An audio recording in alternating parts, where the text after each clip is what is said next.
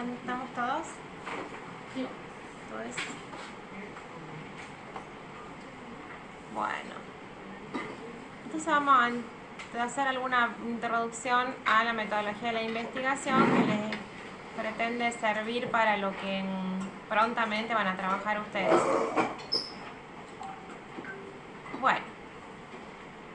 Vemos un poquito alguna definición de investigación científica. Bueno, hay una definición que dice que es una actividad sistemática, controlada, empírica y crítica de proposiciones hipotéticas sobre las presumidas relaciones entre fenómenos naturales. Es sistemática y controlada porque se hace de manera o siguiendo una disciplina, o sea, no está todo librado, digamos, a la casualidad. Empírica porque se basa en fenómenos observables en la realidad. Y crítica porque se busca juzgar de manera objetiva y tratando de no tener en cuenta o de eliminar los juicios de valor. Y como decíamos ya la vez anterior, es basado en el método científico. ¿Y el método científico qué es? Es un conjunto de normas para llevar a cabo una investigación científica. Es un proceso teórico y sistemático, porque supone, como decíamos, un orden preestablecido, trabajar con disciplina, y esto busca garantizar que sea reproducible y válido lo que hacemos. Y tiene una base empírica porque emplea la observación directa para obtener los datos necesarios para documentar, digamos, el fenómeno que se está estudiando y sumar el conocimiento. Emplea un examen crítico, los resultados se hallan sujetos a revisión y nunca son del todo definitivos, digamos. Es circular, supone una interacción continua entre experiencia y teoría en un proceso de retroalimentación. Es controlado, las condiciones bajo las que se realiza la observación han sido previamente consideradas y delimitadas, y es sistematizado para aislar de forma intencional el fenómeno concreto que se estudia, o sea que es el objeto de observación. Hay diferentes etapas que se consideran dentro del método científico, que son la definición y planteamiento de un problema, la formulación de hipótesis, que ya vamos a ver, digamos, cuándo aplica y no hacerlo, la recogida y análisis de datos, la confrontación de los datos con las hipótesis, la conclusión o la formulación de las conclusiones y la generalización de los resultados. Y nuevas predicciones o la delimitación de nuevos problemas que surgirían de los resultados obtenidos. Entonces todo esto, digamos, es como que nosotros a partir del planteo de un problema y de todo el procedimiento, digamos, para el análisis o la aplicación del método científico, pueden resurgir o identificarse nuevos problemas para llenar nuevos huecos de conocimiento. Pero ¿de dónde parte todo esto? De una idea de investigación. Una idea de investigación que nos va a llevar a trabajar en el planteamiento de un problema de investigación y de formularnos preguntas de investigación. Las ideas de investigación pueden venir de diferentes fuentes y es como el primer acercamiento a la realidad que queremos investigar. La calidad de las ideas no necesariamente va a estar relacionada con la fuente de las mismas. ¿Sí? Yo puedo tener una idea que parte de la observación porque yo trabajo, por ejemplo, en un consultorio o hago una observación por un trabajo de campo, de terreno, o puede ser, digamos, también en base a una revisión bibliográfica, ¿sí? O por ejemplo, que ya trabajo en una cierta línea de investigación y van surgiendo nuevas preocupaciones o nuevos planteos. Entonces, la calidad de las ideas no necesariamente tiene que ver con que siempre viene de una fuente de gran validez científica, ¿sí? Hay observaciones que a veces son vagas, pero que a la larga, digamos, pueden ser traducidas en problemas concretos. Pero para eso yo necesito trabajar en una buena revisión bibliográfica. Eso para todos es importante porque, si bien, digamos, yo siempre puedo hacer algún aporte, por ahí a veces los aportes son más en el nivel local, ¿sí? O puedo aportar alguna evidencia más en cuanto a la aplicación práctica, por ejemplo, de alguna medida en salud pública, pero siempre hay alguien que ya estudió. O sea, son tantas las líneas o los grupos de investigadores y de personas en el mundo que claramente cuando a mí se me plantea un problema, digamos, o un tema de investigación o una idea, lo primero que tengo que hacer es leer si alguien más ya respondió a eso, ¿sí? Existen diferentes etapas básicas a tener en cuenta, digamos, en la investigación. Una primera gran etapa que tiene que ver con la planificación de nuestra investigación y luego una etapa de ejecución, ¿sí? Dentro de la planificación yo voy a tener algunos momentos identificados que tienen que ver con el planteo del problema, la formulación de objetivos y o hipótesis, la selección de un diseño de estudio, la definición y selección de una población y el muestreo o cálculo muestral, que en realidad es un poco parte de la planificación y un poco parte de la ejecución, ¿sí? Porque yo desde lo teórico debo poder tener algunas bases o algunas consideraciones teóricas para estimar qué porción de mi población voy a poder acceder para analizar y luego la ejecución del muestreo en sí. También la medición de las variables, la aplicación del análisis estadístico y la obtención de los resultados que siempre deberían ser comunicados, como así también las conclusiones o la discusión, digamos, de los mismos. Entonces, ¿cuál es el primer paso? La definición del problema. Vamos a tener que descubrir cuál es nuestro problema de interés y en segundo lugar hacer una correcta búsqueda bibliográfica para enmarcarlo y justificarlo científicamente, ¿sí? Siempre vamos a insistir en esta parte para que no tengamos ciertas dificultades que suelen aparecer con las que nosotros nos encontramos en diferentes instancias de nuestra formación, como querer partir del análisis de la información con la que ya contamos, o sea, identificar una base de datos o por ejemplo alguna fuente de información accesible y tratar de ir para atrás porque ya que tengo esto disponible voy a ver para qué me sirve. Entonces lo ideal en la lógica de la investigación es empezar a pensar cuáles son los problemas o los huecos de conocimiento que yo quiero intentar llenar y leer acerca de qué es lo que ya tenemos disponible con respecto a eso y cuáles son los reales, digamos, los reales interrogantes que todavía no tenemos evidencia o respuesta. Entonces, ¿qué es un problema?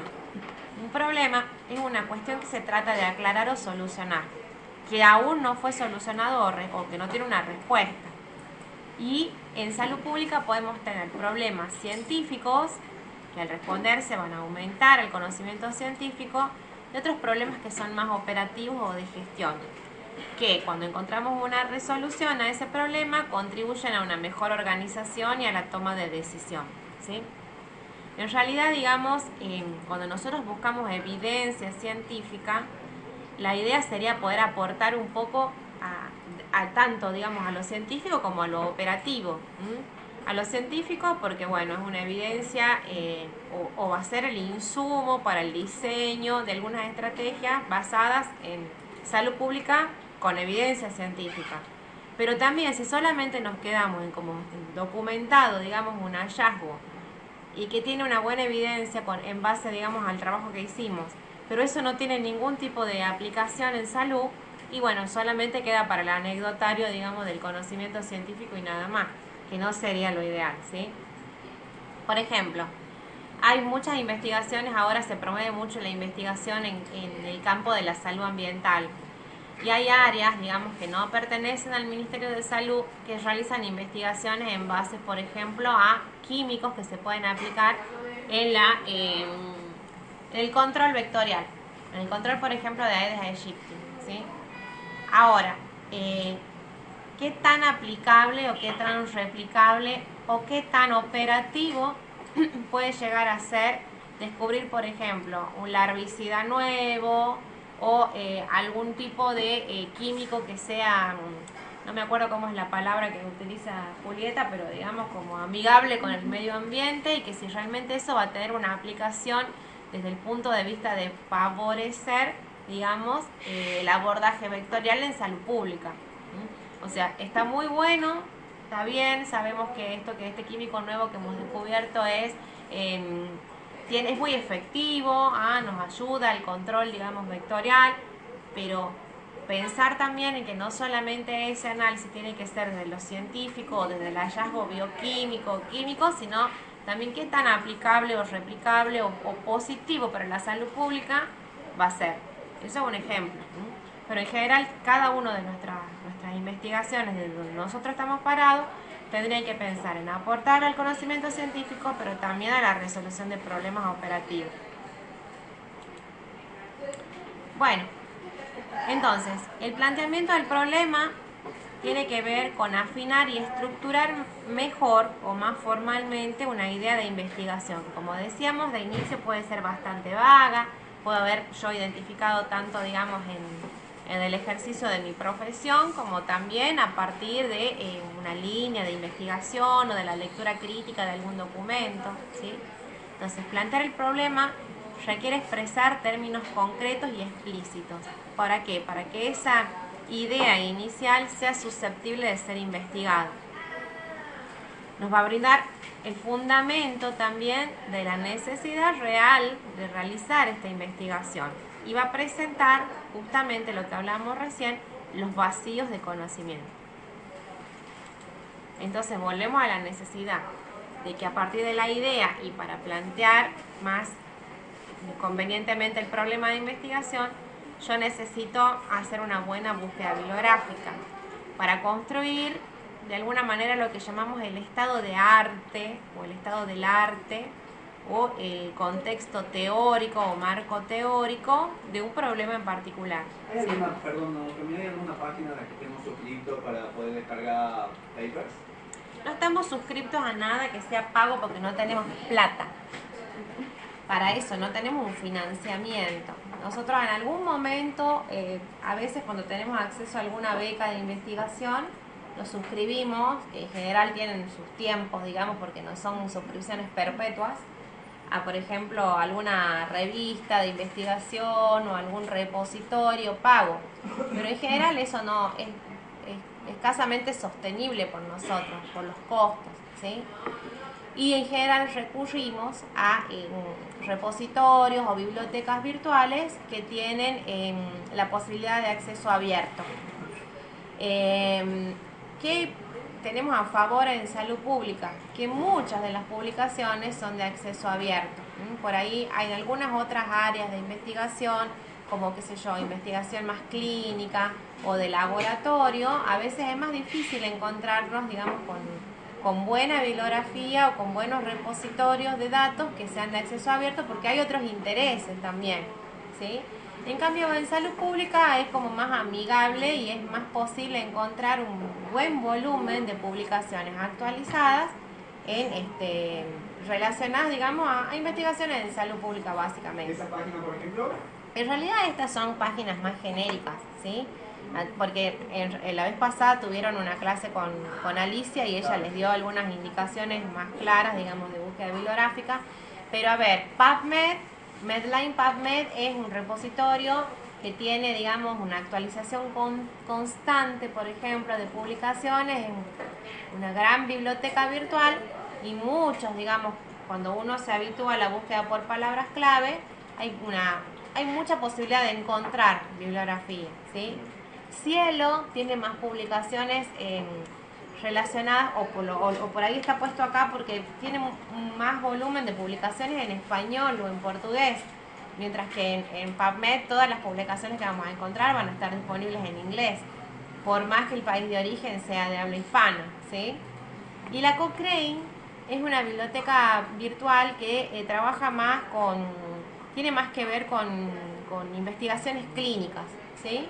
Pero suelen tener ahora, digamos, en los últimos años ya también han incorporado más investigaciones relacionadas a la salud pública y suelen tener también como informes técnicos, que por ahí no es quizás la publicación completa o el estudio completo, pero sí van socializando en función de hallazgos de otras investigaciones más específicas. Y lo que tiene la Cochrane es en general estudios secundarios, como por ejemplo revisiones sistemáticas, ¿sí? O sea que son estudios o metaanálisis que se hacen en base a la lectura crítica y a diferentes herramientas de lectura crítica de trabajos más individuales, ¿sí? Bien, Lo que decíamos el otro día, estábamos conversando con Fer, por ejemplo, por su proyecto, es que aparte de estas páginas de búsqueda o de estos repositorios que son más científicos desde el punto de vista de publicaciones de investigaciones, nosotros también podemos acceder a otros portales de búsqueda bibliográfica que tienen que ver más con normas que se aplican en salud pública o en epidemiología, ¿sí? Y que son normas nacionales o internacionales, o por ejemplo en diagnósticos de situación, o normativas de vigilancia, o definiciones prácticas, digamos, que en general, bueno, pueden estar resumidas o publicadas en manuales, ¿sí? Que en general todos son de acceso abierto, tanto, digamos, en páginas nacionales como internacionales.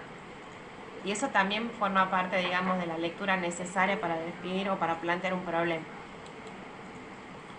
Bueno,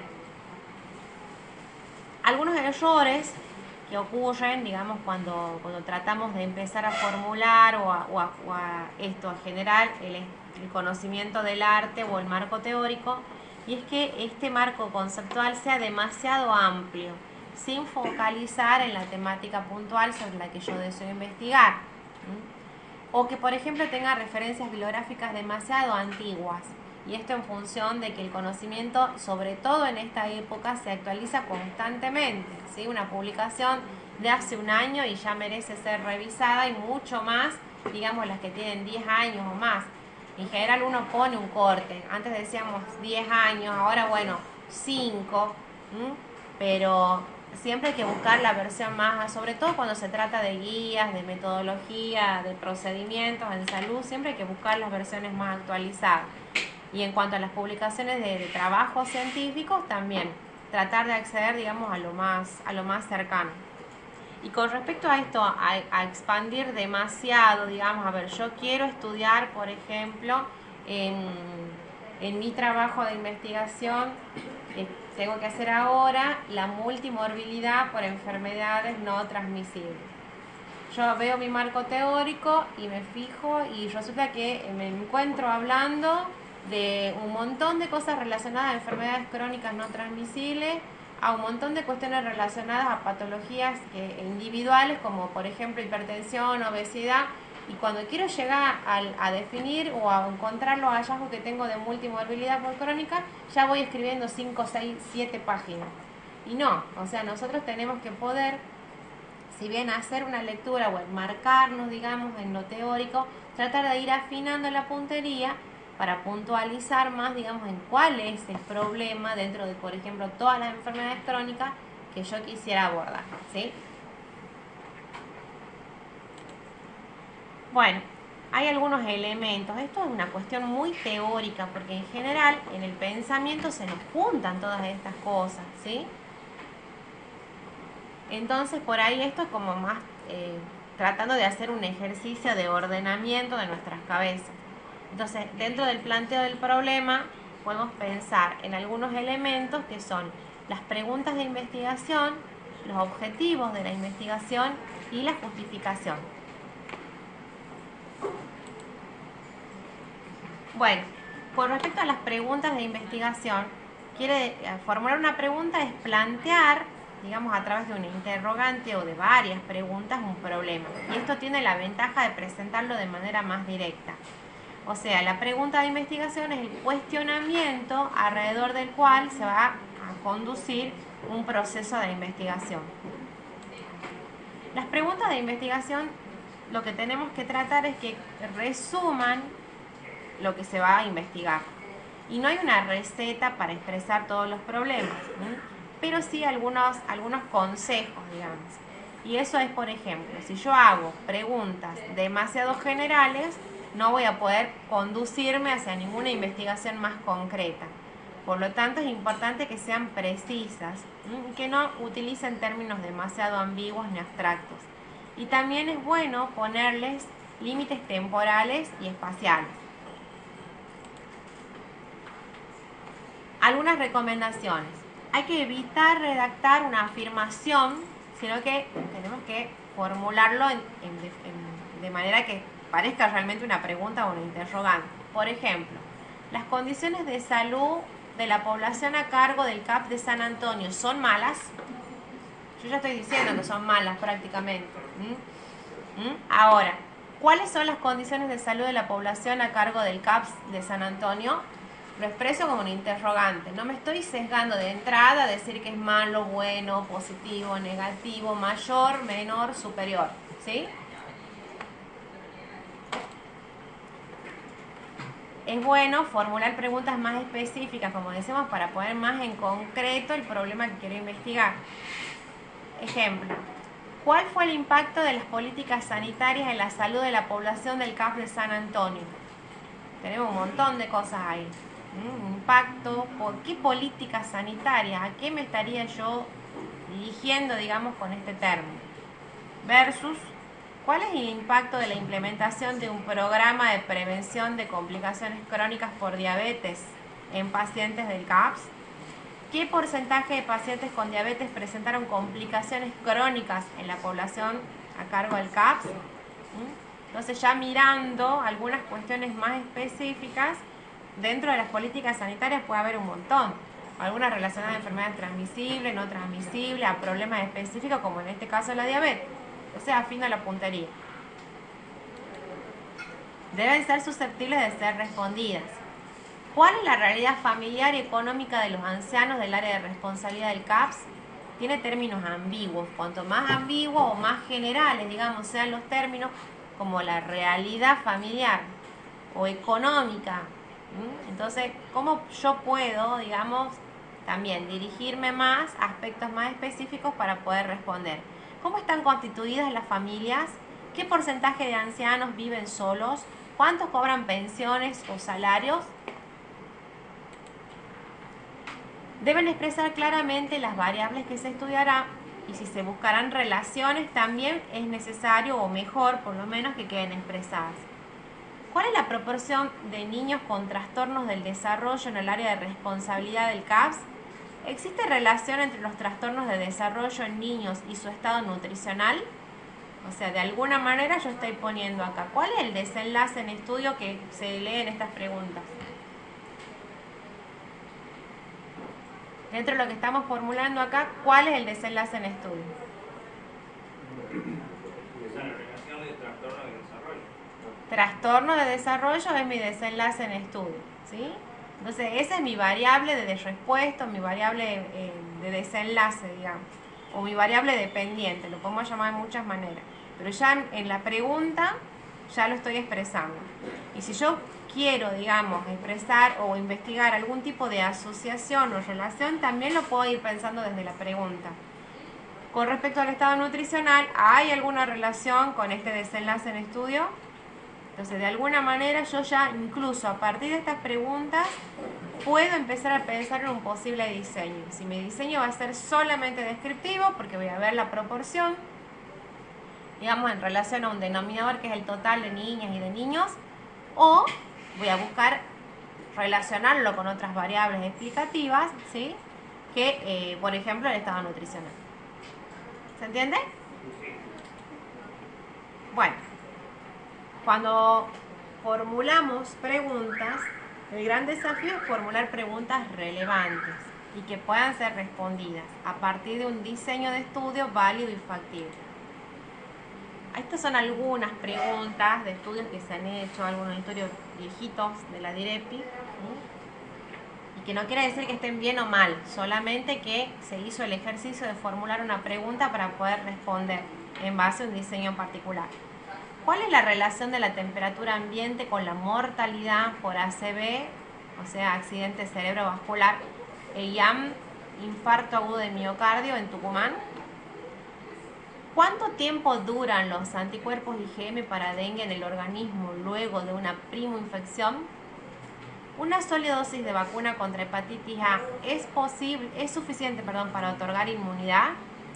¿Qué factores favorecen la gravedad de los enfermos con influenza? ¿Cuál es la prevalencia de caries en niños en Tucumán? ¿Hay más problemas respiratorios o oculares en época de zafra en niños de Monteros?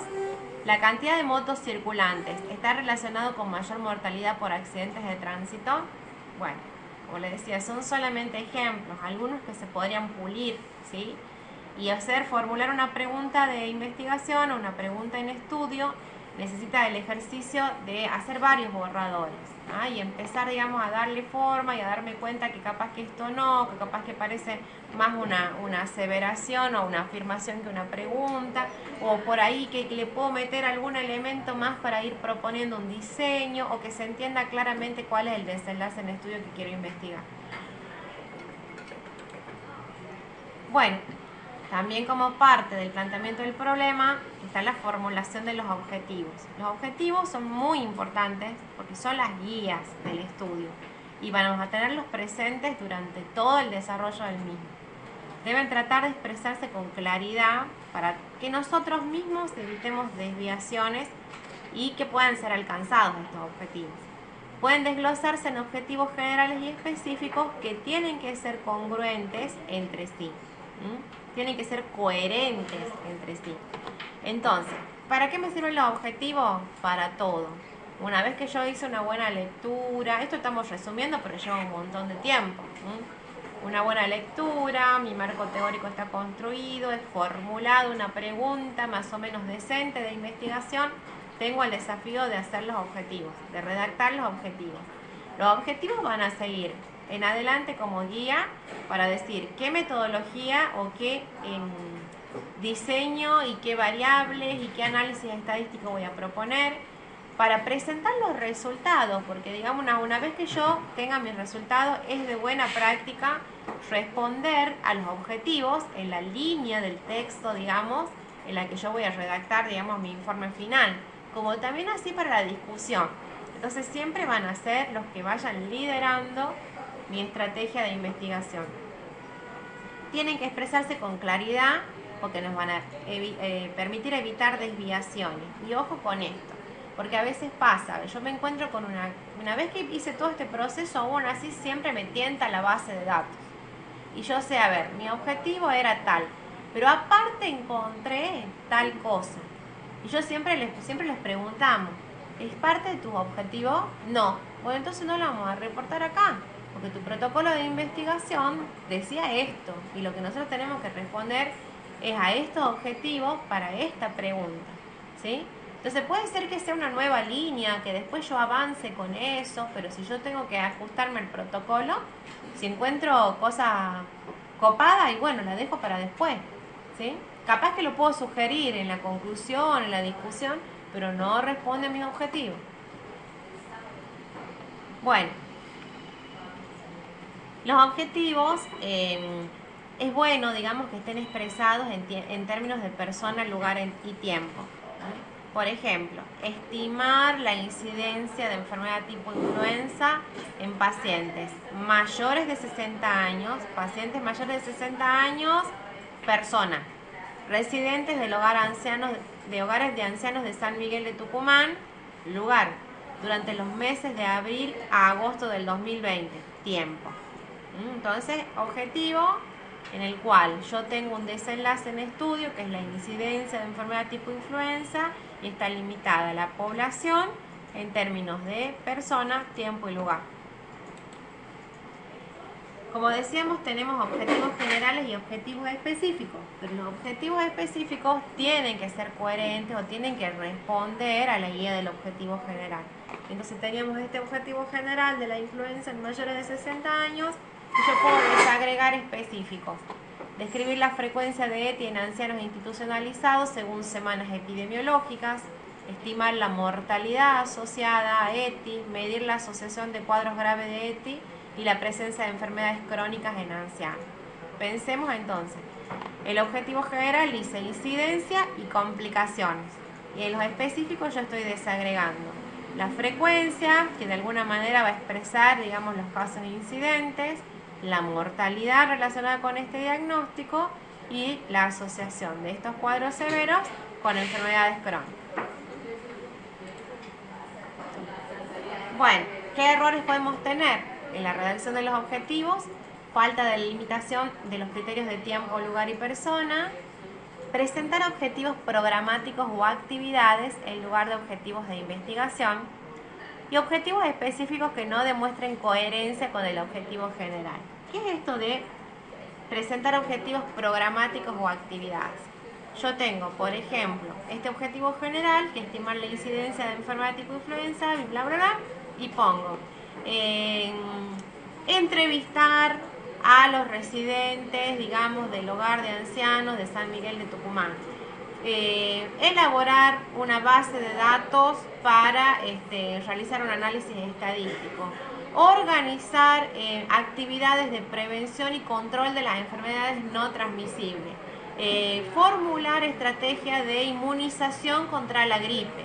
No, esas son cosas que se van a desprender después y que sí, por ahí mi estudio les puede servir, digamos, de insumo a otras personas para tomar decisiones, o son cosas que hacemos antes, que forman parte de la metodología, ¿sí?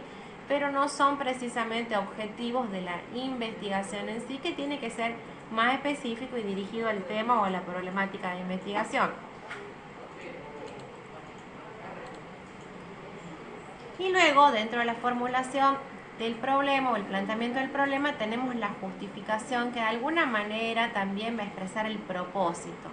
Es necesario, justificar las razones que motivan un estudio. Debe ser lo suficientemente fuerte para apoyar la realización del mismo. Y tiene que explicar por qué es conveniente llevar a cabo y qué beneficios van a derivar de esta investigación.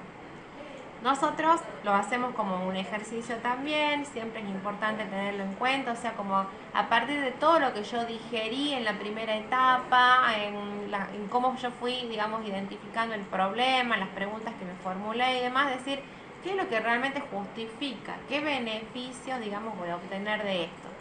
Ahora, si yo, por ejemplo, me postulo a un subsidio, a una beca, o tengo que cumplir con algún requisito más formal, la justificación es un apartado súper importante, porque puede ser, digamos, la etapa o el apartado, digamos, que defina realmente si me van a dar o no me van a dar un financiamiento, por ejemplo. ¿Sí? Entonces, hacer este ejercicio, ahora no estamos buscando ningún financiamiento, pero masticarlo bien y hacer este ejercicio es un buen aprendizaje.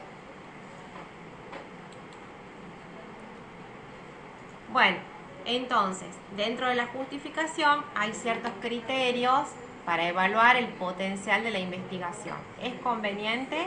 ¿Para qué sirve? ¿Tiene alguna relevancia social? ¿Quiénes se beneficiarán? ¿De qué modo? ¿Qué proyección social puede llegar a tener? ¿Tiene implicancias prácticas? ¿Va a ayudar a resolver algún problema, alguna cuestión más pragmática, digamos? ¿Tiene un valor teórico? ¿Se va a llenar un hueco de conocimiento? ¿Se podrán generalizar los resultados? ¿Puede sugerir ideas, recomendaciones o hipótesis para estudios futuros? ¿Tiene una utilidad metodológica? ¿Puede ayudar a crear un nuevo instrumento para recolectar o analizar datos? ¿Ayuda a la definición de un concepto? ¿Sugiere cómo estudiar más adecuadamente una población? Y por último, si es viable. ¿Puede llevarse a cabo y cuánto tiempo va a tomar realizarlo? ¿Sí? Entonces, esto de las implicancias prácticas y el valor teórico, también, digamos, es como que están de alguna manera linkeados, ¿sí? Como decíamos cuando trabajamos en salud pública, porque si nosotros encontramos alguna cosa positiva en una investigación científica, lo ideal sería que tenga alguna implicancia práctica también, o que por lo menos sirva de línea de base, ¿sí?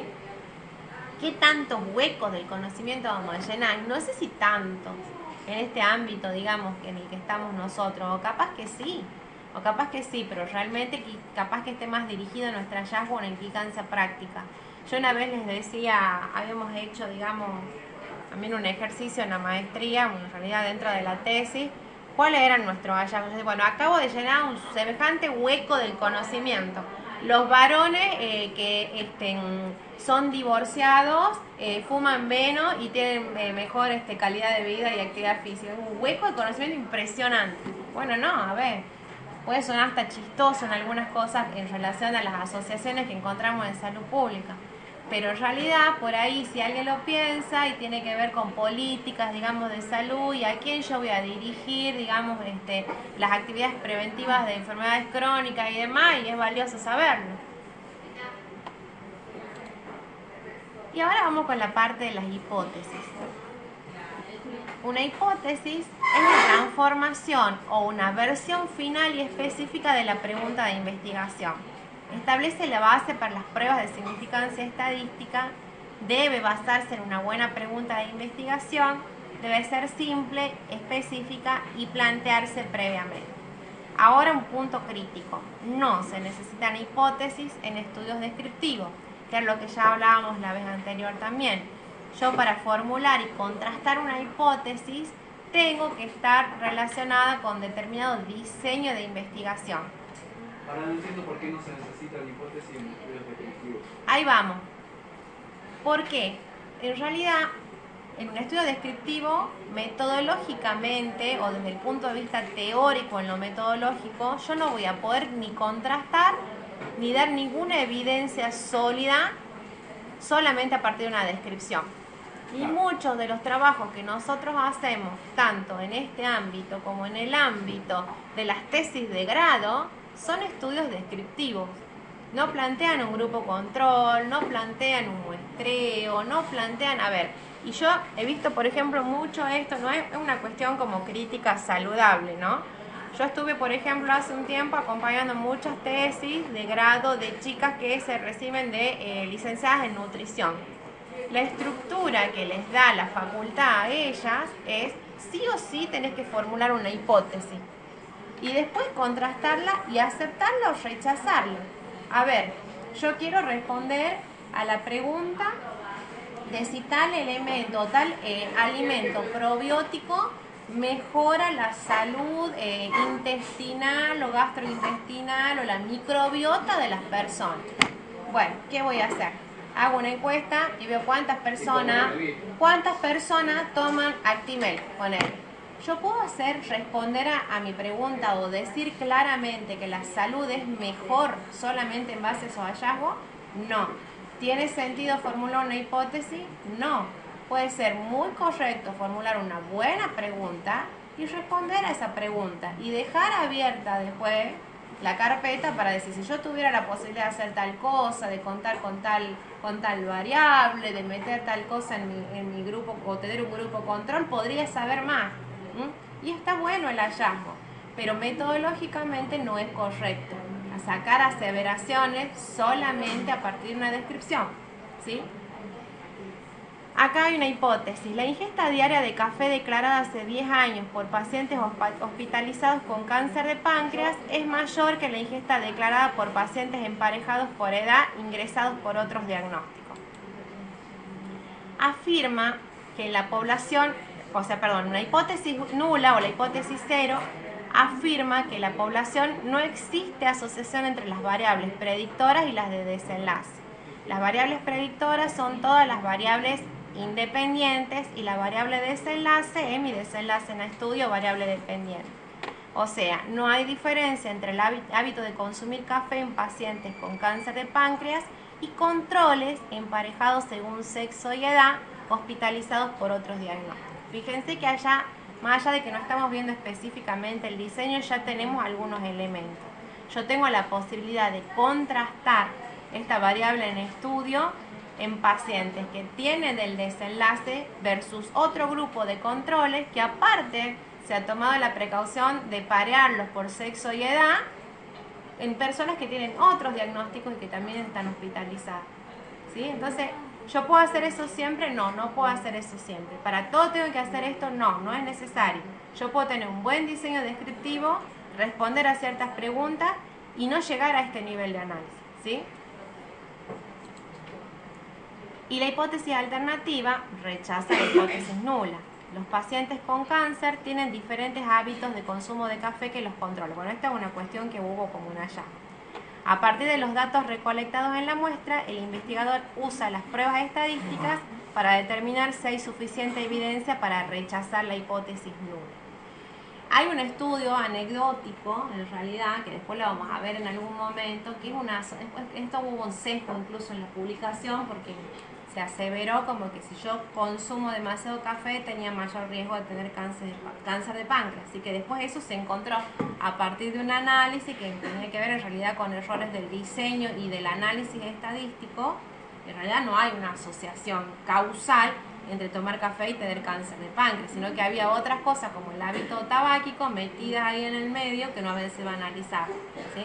Entonces también tengo que tener en cuenta que formular un diseño de investigación que incluya un contraste de hipótesis tiene que tener un montón de cosas, tanto desde el diseño como la delimitación de los grupos, como en el análisis estadístico para no cometer errores.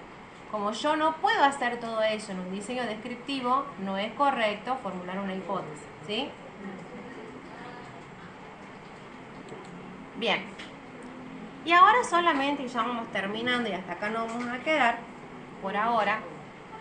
Una vez que yo haga todas estas, o que cumpla con estas etapas del pensamiento, de la búsqueda bibliográfica, de la formulación de la pregunta, de los objetivos, puedo empezar a pensar en la selección de un diseño de investigación, ¿sí? El diseño de investigación constituye un plan general del investigador para obtener respuestas a sus interrogantes o comprobar las hipótesis planteadas dado el tipo de diseño. La selección del diseño de investigación depende fundamentalmente del objetivo general, pero también de los recursos con los que se cuenta. Y hay diferentes clasificaciones con respecto a los diseños de estudio. Nosotros vamos a ver básicamente dos grandes grupos de diseños de estudios epidemiológicos. Eso lo vamos a ir viendo después desagregado en clases separadas. Pero básicamente tenemos un gran grupo de estudios que son descriptivos y otro gran apartado de estudios analíticos. Dentro de los estudios descriptivos partimos de los más básicos, que son los reportes de casos, series de casos, que son importantes, pero también como estudios descriptivos no nos pueden validar ninguna hipótesis. Ejemplo, para decirlo así rápidamente, todos los hallazgos, por ejemplo, que tienen que ver con identificación de casos clínicos relevantes que llamen la atención por su gravedad, por la novedad o por lo que sea, y que son por ahí el primer punto, digamos, que nos alerta a la emergencia de una enfermedad, de un problema de salud. Casos de neumonía por Pneumocystis carini, que después fue VIH-Sida. Casos de neumonía en Wuhan, que después fue SARS-CoV. Ahora, yo puedo asegurar o hablar de asociaciones o de factores de riesgo, no puedo, pero sí son importantes desde lo que documentan. Después tenemos los estudios ecológicos. Los estudios ecológicos, la gran diferencia con respecto a otros estudios es que tienen una mirada poblacional. O sea, yo analizo variables referentes a agrupados poblacionales y no me va a permitir hacer ninguna inferencia en el nivel individual. Yo voy a hablar de tasas, de incidencia, de mortalidad y su relación con algunas variables ecológicas, como por ejemplo la temperatura, el número de motos que se venden, el número de cigarrillos que se consumen per cápita. Entonces, busco asociar, pero siempre en un agregado poblacional. Cuando yo voy a querer extrapolar esos hallazgos agrupados o poblacionales al nivel individual, cometo un error grave o un sesgo que se llama falacia ecológica, que después lo vamos a ver. Y después tenemos los estudios transversales. Los estudios transversales que en su origen son descriptivos. Generalmente los estudios transversales son estudios que se hacen a partir de una muestra de una población a la que yo le saco una foto. Yo voy a medir en un mismo momento variables que pueden ser desenlaces y variables que son o que me importan desde, digamos, factores de riesgo, por ejemplo. Por eso los estudios transversales, que en general se llaman estudios de prevalencia, los más clásicos, digamos, me permiten medir justamente eso, la frecuencia de enfermedad y de factores de riesgo en un único momento. Ejemplo, las encuestas de factores de riesgo que se hacen en el mundo, la nuestra de propia Argentina y otros lugares. Pero ¿qué pasa? ¿Por qué tiene un asterisco? Porque a veces las bases de los estudios transversales no sirven para hacer o para crecer en el análisis hacia otra mirada más analítica. ¿Sí? Entonces muchos estudios transversales son a veces medio mixtos, pero de inicio en general responden solamente a un diseño descriptivo.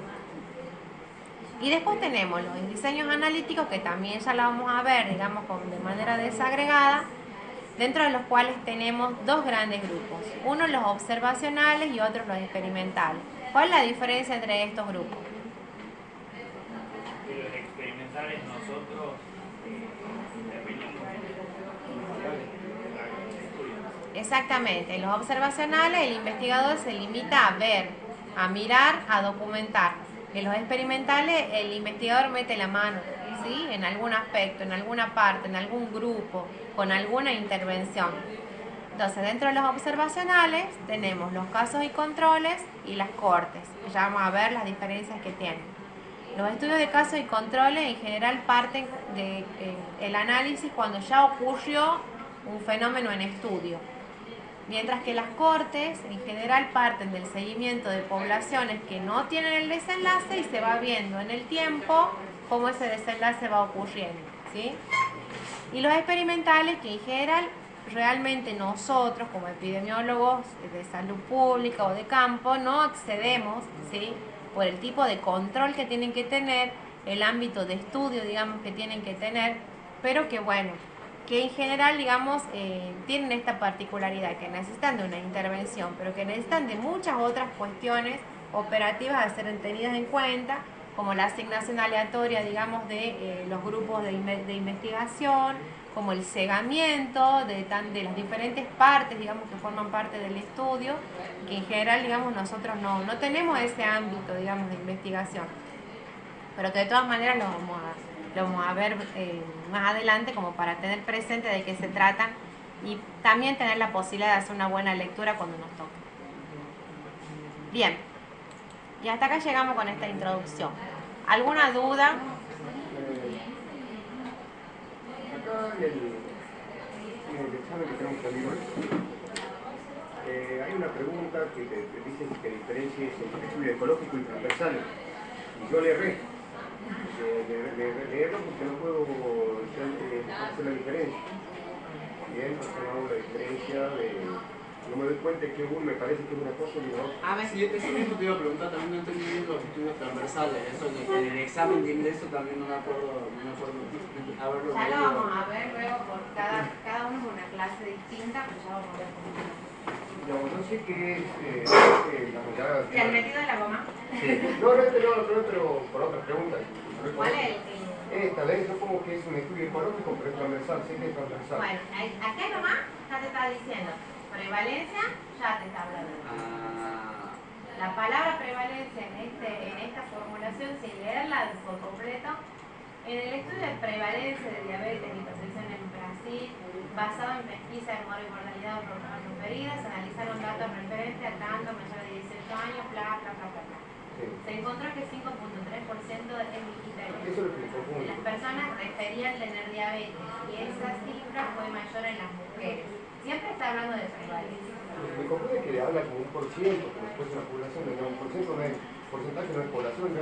No, porcentaje es prevalencia en este tipo de estudios.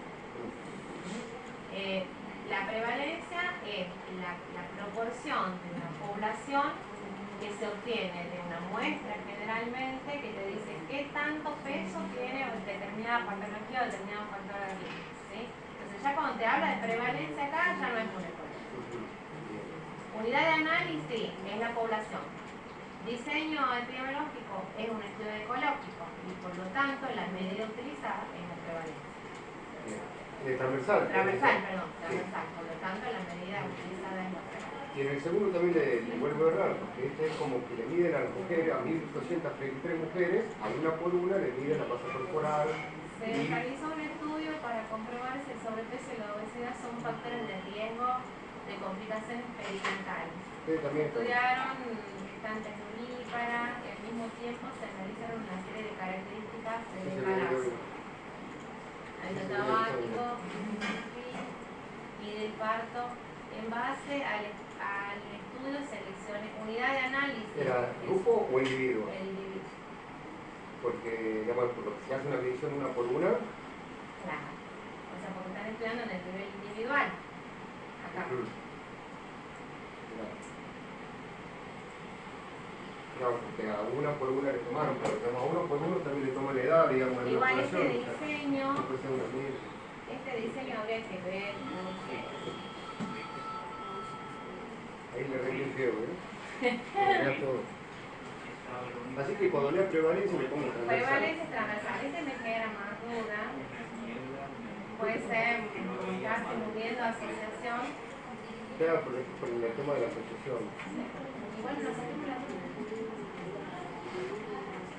Digamos, sé que es transversal. Individual con la respuesta a la... ¿Había dos opciones? Sí. En este había más. Individuo. En este había grupo individuo y en este había... Era un transversal. Bueno, entonces lo vemos más o menos por ahí. Yes. Bueno, entonces, a ver, ¿cuál era? Repetime la pregunta de lo ecológico y lo transversal. ¿Cómo? ¿Cómo era la pregunta de lo ecológico y lo transversal? ¿Cómo es? ¿Lo leo? ¿Cómo lo diferencian? Claro.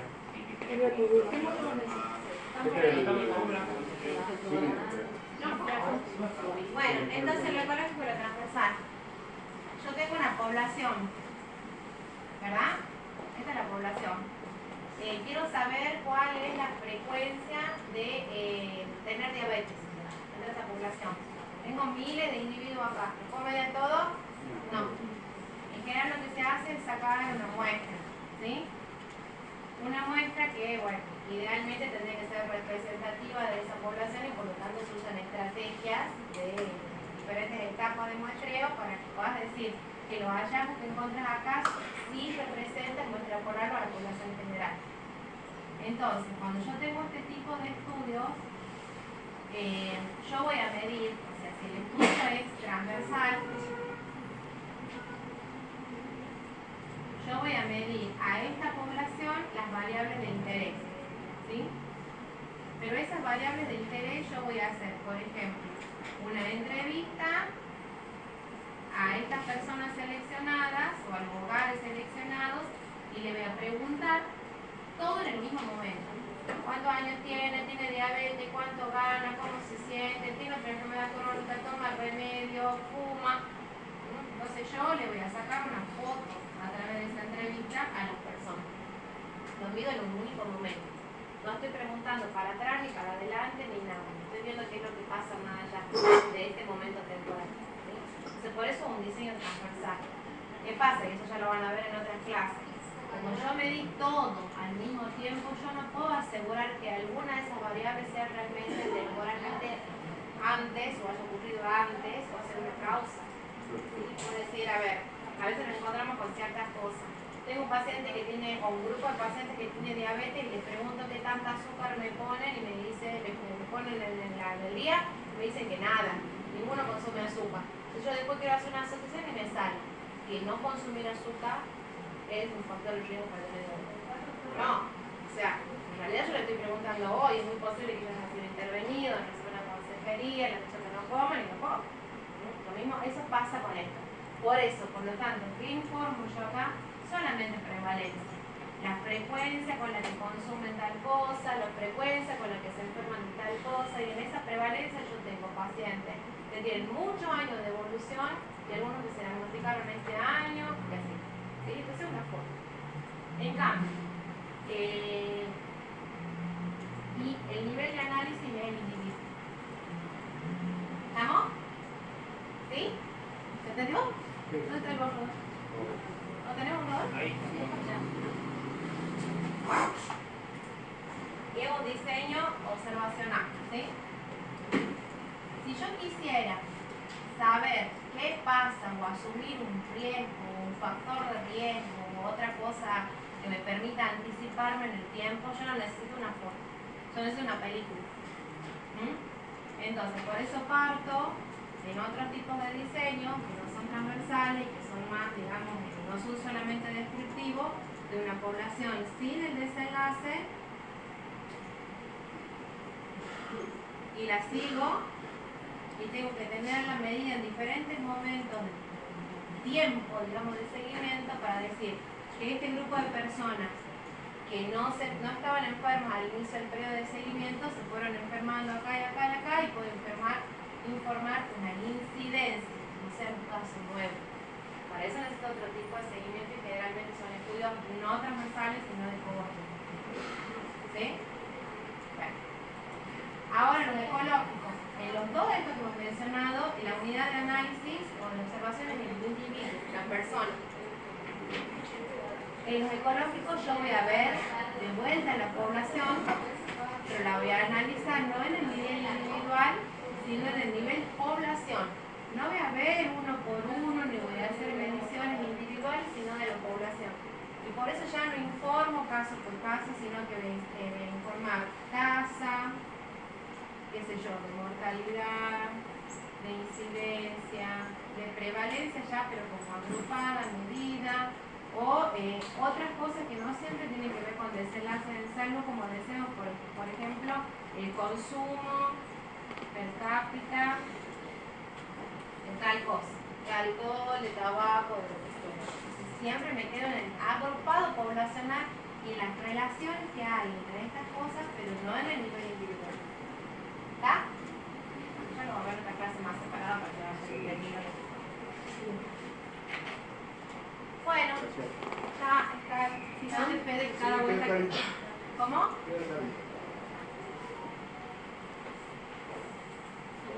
¿Cuándo siguen estas clases? En 10 minutos solo un poquito. Perfecto. Bueno, después Fede, anda un ratito para que veamos tus preguntas. ¿Querés ahora? Así se termina esto en 10 minutos. Anda a Fede. Y ahí seguimos.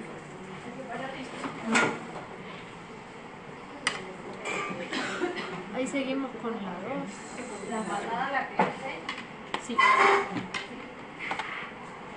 No son la 2 y la 3 o sí. Si se puede, sí. No, te digo la que vos vas a dar ahora.